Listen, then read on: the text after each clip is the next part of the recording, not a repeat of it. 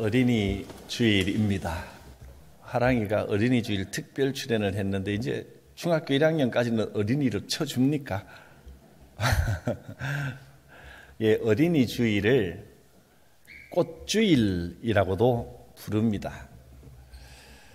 1870년에 미국의 한 교회에서 이날에 온 예배당을 꽃으로 장식하고 어린이를 반갑게 맞이를 했습니다. 그 예배의 주제를 샤론의 꽃 어린이 이렇게 하고 예배를 드려서 그때부터 어린이 주일을 꽃주일이라 그렇게 부르기 시작했습니다.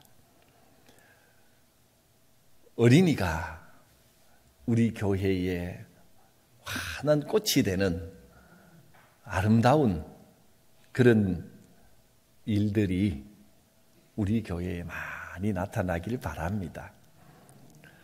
자라나는 어린이가 어떻게 교육되느냐, 이것은 미래와 직결되어 있습니다.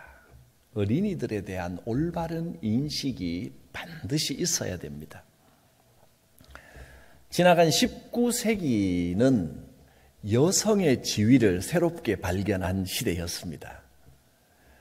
그리고 20세기는 어린이의 가치를 새롭게 발견한 시기입니다.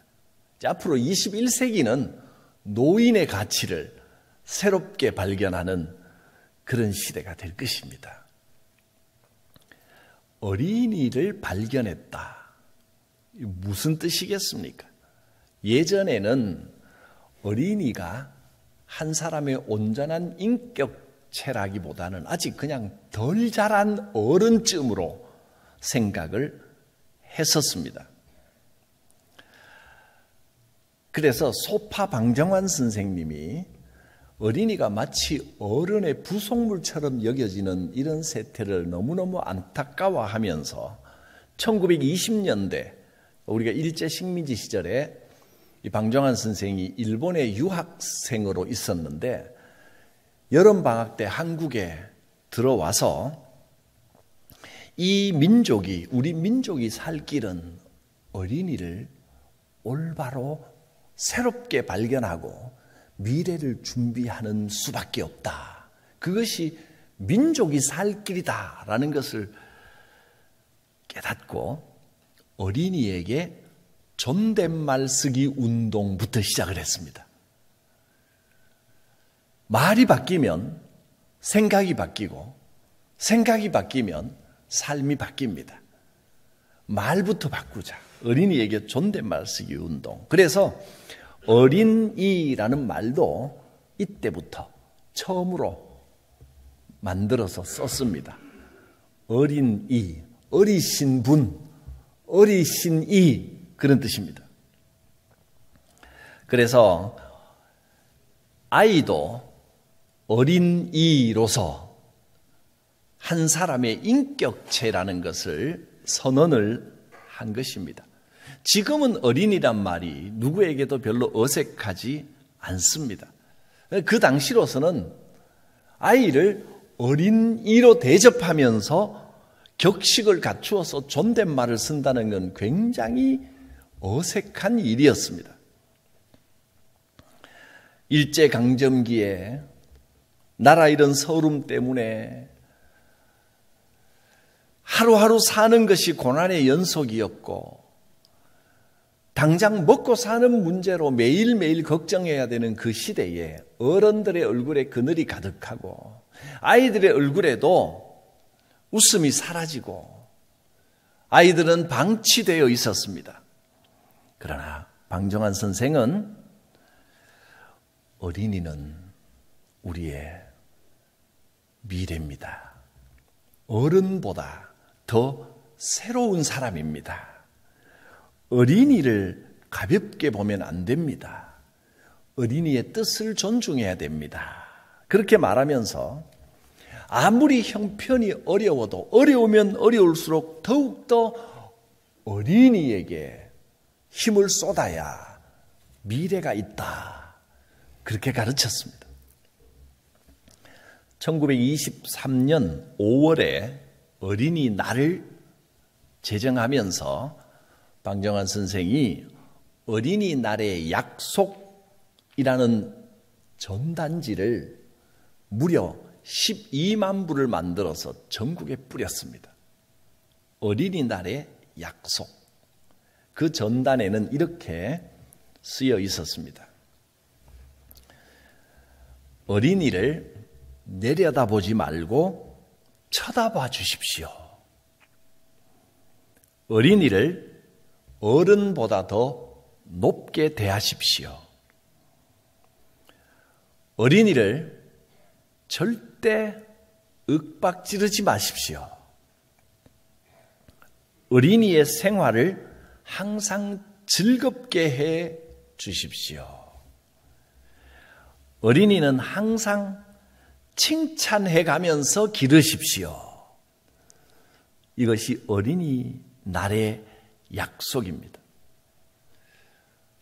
어린이들이 밝게 자라야 세상도 밝아지고 미래도 밝아지고 어린이들을 귀하게 여길 줄 알아야 우리의 삶도 귀해지는 것입니다.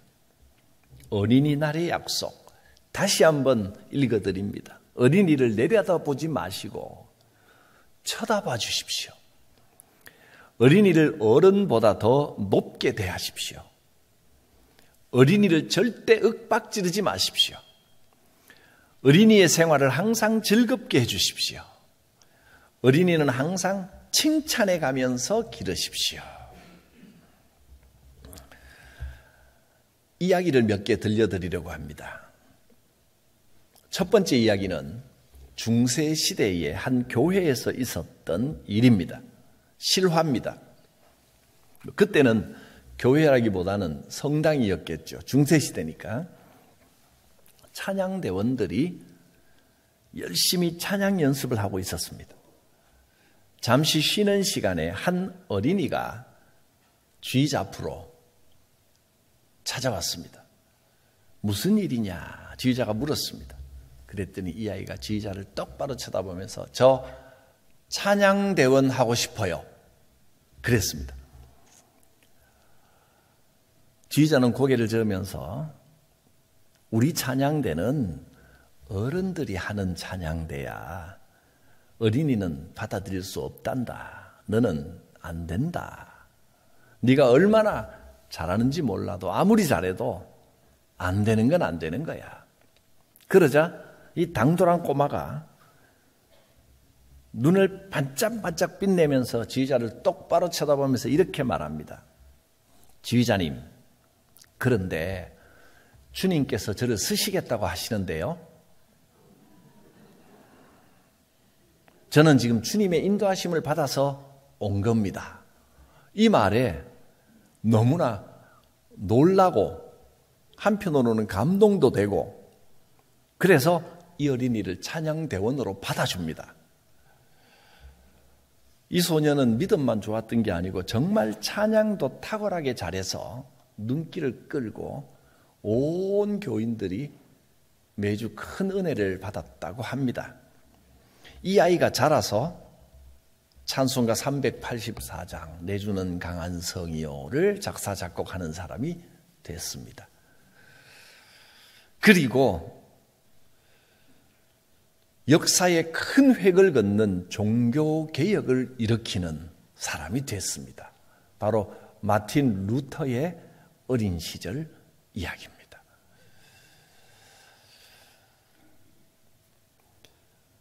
이 사건이 어떤 영향을 미쳤는지는 모르지만 아마도 짐작컨대 그 찬양대원의 경험이 없었더라면 뭔가 좀 달랐지 않았을까 충분히 생각할 수 있습니다.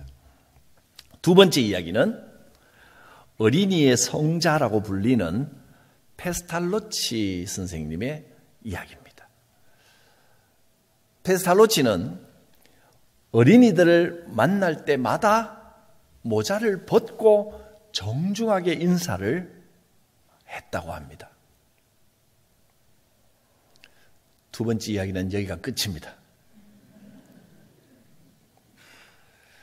어린이에게 정중하게 모자를 벗고 인사하는 거 어떻게 보면 간단한 것 같지만 어린이들을 만날 때마다 진심을 담아 그렇게 인사한다는 것은 쉬운 일이 아닙니다.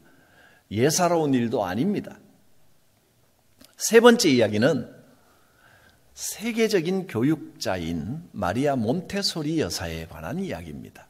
몬테소리라는 이름은 아마 한 번씩은 다 들어보셨을 겁니다. 이분은 의사이자 교육자입니다. 1900년대 초 이탈리아 빈민가에 사람들이 하루하루 먹고 살기도 어려운 그때에 빈민가 아이들은 완전히 방치되고 있었습니다. 학교도 제대로 다닐 수 없고 어른들은 그저 먹고 사는 데만 급급해서 정신이 없을 때 부모들이 일하는 동안 아이들은 이리저리 몰려다니면서 떼지어 문제를 일으키며 다녔습니다. 보다 못한 뜻있는 몇 사람이 힘을 모아서 우리 이 아이들 이렇게 놔뒀다가는 큰일 나겠습니다. 그냥 범죄자가 되겠습니다. 어떻게든 이 아이들을 한 군데 모아서 뭔가 교육하고 관리하고 해야 되지 않겠습니까? 그래서 건물을 하나 마련하고 아이들을 다 모았습니다. 근데 어디서부터 어떻게 시작해야 될지 워낙에 길거리에서 사고만 치면서 천방지축이던 아이들이라 어떻게 교육하고 관리해야 될지 막막했습니다. 서로 어떤 교육을 하자, 어떻게 하자 막 한참 고민하며 토론하던 중에 의사이자 교육자인 몬테소리가 이렇게 말합니다. 제 말을 한번 따라 보시겠습니까? 우선 이 건물에 창문을 더 많이 만들어서 밝은 빛이 들어오는 따뜻한 분위기의 교실로 만듭시다. 그리고 아무리 자금이 부족해도 아이들 몸에 딱 맞는 책상과 걸상을 마련하십시다. 그리고 일단 아이들이 존중받는 느낌을 그렇게 주는 겁니다. 한 사람 한 사람이 얼마나 귀한지를 시설을 통해서 힘들어도 그 일을 자금을 마련해서 그렇게 하고 그 다음에 일단 순수한 마음으로 아이들을 지켜봐 주세요. 어느 순간 아이들은 자기 일에 몰입할 겁니다. 그 일이 무엇인지는 그렇게 중요하지 않습니다. 그리고 아이들이 뭔가에 몰입하려고 할 때 교사들은 간섭하지 말아야 됩니다. 사람들은 이 말에 이상하게 생각했습니다. 아니 지금 아이들이 엉망진창이고 천방지축으로 자라서 완전히 사고뭉치들이고 당장 이 아이들을 줄 세우는데도 한참이 걸립니다. 이놈은 저리 튀고 저놈은 저리 튀고 막 눈을 부릅뜨고 야단을 쳐야 줄도 겨우 서는 정도인데 그래서 이 아이들을 통제하려면 무서운 선생님을 불러다가 호되게 다루어야 뭔가 그래도 교육이 좀 될 것 같은데 그냥 내버려 두라니요. 그래도 명망 있는 이 선생님의 말을 일단은 들어보기로 합니다. 얼마 지나지 않아서 아이들이 변하는 모습에 사람들은 깜짝 놀라고 말았습니다. 식사 시간에 자기들이 알아서 줄을 섭니다. 줄 서서 음식을 받고 자기보다 더 작은 아이를 돕는 것을 앞다투어하기 시작합니다. 글을 배워서 읽고 쓰게 될 줄 안 아이들이 자발적으로 선생님께 감사 편지를 써서 보냅니다. 모두가 이건 기적입니다 하고 감탄을 했습니다. 그때 몬테소리가 담담하게 이렇게 말합니다. 기적이 아닙니다. 아이들은 내면에 보석을 가지고 있습니다. 그 빛나는 보석을 알아주고 그 보석이 정말 빛을 내려면 우리가 기다려 주면 됩니다. 억지로 깎으려고 하면 그 보석은 빛을 잃어버립니다. 그러나 기다려 줄 수 있다면 그 보석은 반드시 빛을 내게 됩니다. 그 당시 생각으로는 어린이는 어른들이 일하는 동안 말썽이나 부리는 존재라고 생각했었습니다. 그런데 격려해주고 칭찬해주고 지켜봐주고 기다려 줍시다. 그리고 그 결과를 보여준 사람이 바로 세계적인 교육자 마리아 몬테소리입니다. 지금도 사실은 인식이 많이 바뀌어서 지금은 그래도 어린이의 가능성을 존중해야 됩니다라고 말을 하면서도 실제로 어린이를 대하는 모습을 보면 아직도 어린이를 다스리고 통제해야 되는 대상으로 여기는 경우가 적지 않습니다. 예배 교육을 한다고 하면 똑바로 앉아라 하고 눈을 부릅뜨고 예배 시간에 떠들면 뭐라 그래요? 예수님이 미워할 거야. 아니 예수님이 미워하시는 것부터 가르치면 어떡합니까? 예수님은 나의 어떤 모습에도 나를 사랑해 주시고 품어주시는 그 사랑을 가르쳐야 되는데 예배 시간에 떠드는 아이 예수님께서 싫어하실 거야 이렇게 가르치면 안 되는 겁니다. 아무리 작고 연약하고 어리고 아직 부족해 보인다고 해도 어린이도 한 명의 인격체라는 것을 알아야 됩니다. 그 안에는 닳고 닳아버린 어른들보다 더 빛나는 보석을 품고 있습니다. 그 보석이 찬란히 빛날 수 있도록 억지로 무리하게 깎아내는 것이 아니라 그 보석의 원래의 모습이 잘 살아나도록 닦아주는 것이, 조심스럽게 다듬어주는 것이 어른들이 해야 할 의무입니다. 그런 곳에 미래가 있습니다. 그럼 어떻게 하면 그 보석이 찬란히 빛날 수 있도록 가르칠 수 있을까? 그 교육의 방법을 우리는 유대인의 교육 방법에서 찾을 수 있습니다. 유대인의 자녀 교육은 세계적으로 유명하고 증명이 되었습니다. 유대인 교육 방법을 크게 두 가지로 나눌 수 있습니다. 하나는 성경이고 하나는 전통입니다. 성경과 전통, 이 두 가지 형태로 이루어집니다. 부모가 가정에서도 성경을 통하여 그리고 전통적으로 내려가는 예식과 형식을 통하여 자연스럽게 교육이 되도록 합니다. 말로 하는 교육보다도 전통 예식을 행하고 거기에 참여하도록 하는 교육을 하는 겁니다. 회당에서도 예배를 드리면서 성경을 가르치고 전통을 가르칩니다. 그래서 이 전통과 성경을 가르치는 가장 대표적인 방법으로 4가지 교육 방법을 사용합니다. 유대인이라면 누구나 하는 4가지 교육 방법입니다. 아이가 말을 제대로 배우기 시작할 때면 유대인들은 오늘 본문에 있는 신명기 6장 4절에서 9절 이 말씀을 암송시킵니다. 처음 말을 배우면서부터 엄마 아빠를 할 줄 알게 되면 이 구절을 암송하게 합니다. 이스라엘아 들어라 이렇게 시작하는 구절입니다. 그래서 들어라라는 말이 히브리어로 쉐마입니다. 이것을 쉐마 교육이라고 부릅니다. 쉐마 이스라엘, 이스라엘아 들어라.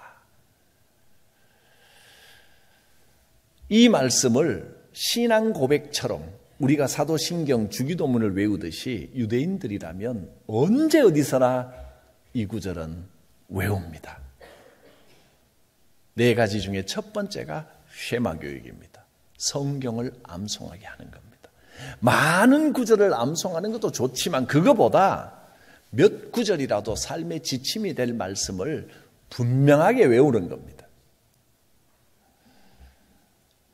두 번째는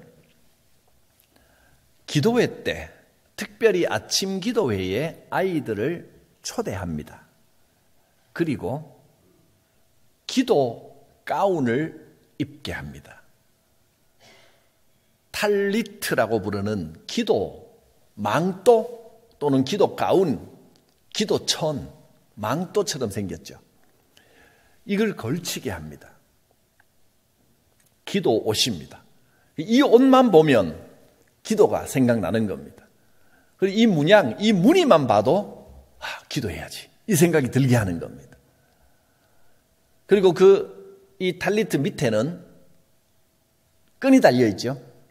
민수기 말씀에 옷 밑에 술을 달아서 그것으로 하나님이 내 삶을 인도하시고 하나님이 나와 함께 하신다는 것을 기억하는 상징으로 삼아라 그랬습니다. 그래서 그 밑에 이렇게 줄이 달려 있습니다. 그것을 치치트라고 부릅니다. 탈레트와 치치트. 기도할 때는 이 옷을 입고 때로는 머리에 이렇게 쓰고 기도를 하게 합니다. 이 상징의 힘이 참 큽니다. 그래서 한때 저는 이 생각도 했어요. 우리 교회에는 예배 드릴 때마다 이런 거 하나 이렇게 쓰고 와서 예배 드리면 어떨까? 그것만 보면 예배 생각이 나더라고요. 방법적으로는 참 좋은데 이웃들이 이상하게 생각할까 봐서 제가 실행하기는 좀 현실적으로 어려움이 있습니다만은 유대인들은 곳곳에 이렇게 상징을 만들었습니다. 그리고 이것이 대대로 이어져 나가는 아주 큰 전통이 되어 있습니다. 굉장히 의미 있는 일입니다. 또 세 번째로 조그만 상자를 만들어서 거기다가 쉐마의 이 말씀을 종이에 적어서 돌돌 말아서 거기다 집어넣습니다. 성냥감만하게 요만한 상자입니다. 거기 끈을 달아서 이마에다가 이렇게 맵니다. 또 손목에다 이렇게 감습니다. 오늘 쉐마 말씀 안에 6장 8절에 보면 너는 그것을 손목에 매어 기호를 삼고 내 미간에 붙여 표로 삼아라. 이 말씀 그대로 말씀대로 하니까 이것이 굉장히 중요하고 큰 의미를 주는 교육 방법이 된 것입니다. 말씀이 들어있는 상자를 머리에 쓰고 팔목에 감고 이것을 테필린이라고 부릅니다.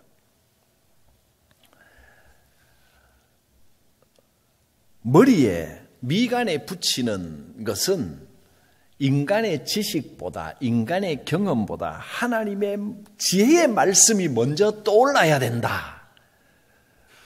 하나님의 말씀을 먼저 생각하라. 그런 의미가 되겠죠. 손목에다가 매는 것은 어떤 일을 하는 것은 손이고 팔입니다. 무슨 일을 하든지 하나님께서 행하신다는 것을 잊어버리지 말아라. 그래서 팔목에다가 감는 겁니다. 테필린. 마지막 네 번째로는 메추차라고 해서 집 문간에 나무나 쇠로 통을 만듭니다. 그래서 여기도 역시 쉐마의 말씀을 종이에 쓰든지 양피지에 쓰든지 그래서 이 안에 담아 놓습니다. 여기 지금 나와 있는 사진은 장식도 많고 황금빛으로 이쁘게 해놨는데 이건 똑같지는 않습니다. 집집마다 장식을 그 집에서 원하는 대로 합니다. 색깔도 자유자재로 이만하게 길쭉하게 만들어서 마치 문패처럼 문 앞에 붙여놓습니다. 그러면 들어갈 때 손대고 입 맞추고 나올 때 손대고 입 맞추고 그러면서 시편 121편 8절 말씀을 암송합니다. 메추차에 입 맞춰가 손을 대면서 여호와께서 너의 출입을 지금부터 영원까지 지키시리로다. 할렐루야. 들어갈 때 암송하고 나올 때 암송하고. 그래서 이스라엘에 가보면 집집마다 이 메추차가 붙어있지 않은 집이 없습니다. 안 붙어 있으면 그거는 이방인들, 다른 사람들이 유대인이 아닌 사람이 사는 집일 겁니다. 아파트에도 문이 쫙 있는데 매주차가 다 붙어 있습니다. 사무실들에도 쭉 붙어 있습니다. 들어갈 때 나올 때 입맞추며 여호와께서 너의 출입을 지금부터 영원까지 지키시리로다. 할렐루야 아멘 하고 들어가고 나오니 말씀 속에서 사는 겁니다. 이렇게 네 가지 교육, 이것만으로도 항상 말씀과 함께 말씀 안에서 하나님의 역사하심을 체험하면서 살게 되는 겁니다. 요즘 우리 교회에 아동부 어린이들이 많이 드나듭니다. 특별히 작년부터, 재작년 후반기부터 아이들이 드나들기 시작을 합니다. 학교 마치면 가방 들고 우리 아동부실에 와서 놀다가 저녁 때 집에 갑니다. 어떨 때는 보면 주중에 1명 내지 2명 앉아서 뭐 컵라면이나 이런 거 먹으면서 불을 환하게 켜놓고 1명, 2명만 앉아 있습니다. 더울 때는 에어컨도 막 켜놓습니다. 그러면 무슨 생각이 듭니까? 야, 저거 애들 저거 먹고 제대로 치우겠나? 얘들아 여기서 뭐 먹는 거 아니야? 하든지 불 끄고 놀아라.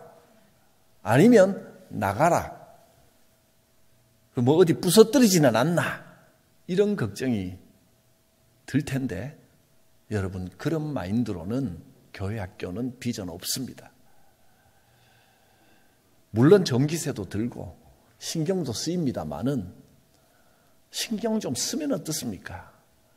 저거 음식물 먹고 막 바닥에 흘리면 어떡하냐? 흘리면 치우면 되지요. 또 논다고 막 자기들끼리 뛰다가 어디 하나 저 뭐 물품 부러뜨리면 어떡하나? 부러지면 사면 되지요. 어느 날은 제가 이제 저도 사실 애들이 있으면 퇴근을 못 합니다. 8시, 9시쯤 되면 이렇게 보면 아이들이 있으면 언제 가나 싶기도 합니다. 그래도요, 아이들이 여기 와서 이렇게 놀고 있는 것이 얼마나 감사하고 은혜인지. 어떨 때는 보면 한날은 내가 지나가다가 불이 켜져서 이렇게 보니까 한 애가 구석에 시커멓게 앉아 있어요. 딱 보기에도 뭔가 음침하고 좀 불량해 보이더라고요. 누군지는 비밀입니다. 덩치도 이만한 남자애가 웅크리고 있는데 뭔가 좀 그래서 살짝 불안하더라고요. 처음 보는 애입니다. 놀라운 건 여기에 학교 마치고 오는 애들이 우리 교회 아동부 나오는 애들도 섞여 있지만 안 나오는 애들이 더 많다는 겁니다. 이렇게 있길래 처음에는 이거 어떡하나 싶었는데 문을 열고 뭐하니 그랬더니 변성기가 굵직한 목소리로 놀러 왔어요. 그래서 그래 내가 이 교회 목사님이다 그랬더니 꾸부정하게 해서 안녕하세요. 그래 뭐하니? 그냥 있어요. 그래 그냥 있어라. 그리고 며칠 후에도 그 애가 보이고 한 2-3번 보이더니 이제 이놈이 저만 보면 뛰어와서 안녕하세요 목사님 하고 인사를 합니다. 그리고 그때가 제 기억에 한 몇 개월 된 것 같은데 지금도 가끔 보이는데요. 우리 아동부에도 가끔 나옵니다. 분위기가 달라졌습니다. 그때 그 생각이 들더라고요. 좀 약간 어두워 보이는 이 아이를 오지 마라, 나가라 그러면 이 아이가 어디 가겠습니까? 어둑한 골목 뒤에서 그냥 앉아 있는 것보다는 교회 와서 그냥 앉아 있는 게 낫지요. 우선 교회가 어린이들에게 허용적인 분위기가 될 때 아이들이 편안해하면서 지금 아동부 아이들이 점점 부흥하고 있습니다. 참 귀한 일입니다. 저는 우리 교회의 미래가 밝다고 믿습니다. 아이들이 편안해하고 어린이들이 자유롭게 드나들 수 있는 교회가 미래가 있습니다. 이건 하나님의 은혜고, 아니 오라고 불러다가 와도 올까 말까인데 그래도 잘 안 올 거예요. 뭘 사준다, 맛있는 거 사준다 아무리 해도 아이들, 여러분 교회 잘 안 옵니다. 그런데 아무것도 없는데 와요. 얼마나 복된 일입니까? 근데 우리는 오지 않는 아이들에게는 피자 사주마, 뭐 떡볶이 사주마, 통닭 사주마, 교회 와라 전도를 하는데 그냥 와 있으면 쫓아냅니다. 또 이래서는 안 된다는 겁니다. 마지막으로 어린이 헌장을 읽어드리고 오늘 말씀을 마치려고 합니다. 1. 어린이는 인간으로서 존중하여야 하며 사회의 한 사람으로서 올바르게 키워야 한다. 2. 어린이는 튼튼하게 낳아 가정과 사회에서 참된 애정으로 교육하여야 한다. 3. 어린이에게는 마음껏 놀고 공부할 수 있는 시설과 환경을 마련해 주어야 한다. 4. 어린이는 공부나 일이 몸과 마음에 짐이 되지 않아야 한다. 여러분, 아들, 딸, 손자, 손녀 공부 잘하는 것도 좋지만 학원이 짐이 되게 하지는 마시기를 바랍니다. 5. 어린이는 위험할 때 맨 먼저 구출되어야 한다. 6. 어린이는 어떠한 경우에라도 악용의 대상이 되어서는 안 된다. 7. 굶주린 어린이는 먹어야 한다. 병든 어린이는 치료해 주어야 하고 신체와 정신에 결함이 있는 어린이는 도와주어야 한다. 불량아는 교화하여야 하고 고아와 불황아는 구호되어야 한다. 8. 어린이는 자연과 예술을 사랑하고 과학을 탐구하며 도의를 존중하도록 이끌어야 한다. 9. 어린이는 좋은 국민으로서 인류의 자유와 문화 발전에 공헌할 수 있도록 키워야 한다. 어린이에게 소망을 주고 자유를 주고 생명을 주고 이 보석을 아름답게 다듬고 빛을 발할 수 있도록 하나님이 원하시는 참된 교육을 하는 일에 교회가 앞장설 수 있기를 바랍니다. 먼저 우리의 가치관이 변해야 됩니다. 저는 우리 교회에 미래의 소망이 있다고 확신합니다. 기도합니다. 거룩하신 하나님, 우리의 어린이들이 주 안에서 마음껏 뛰어놀며 소망 가운데 자라갈 수 있게 하시고 말씀으로 양육되어 믿음의 일꾼으로 성장하게 하여 주옵소서. 특별히 우리 교회 학교, 영유치부, 아동부, 청소년부 그리고 우리의 청년들이 자유롭게 마음껏 꿈꾸며 아름다운 열매를 맺는 역사가 있게 하여 주시옵소서. 예수님의 이름으로 기도드립니다. 아멘.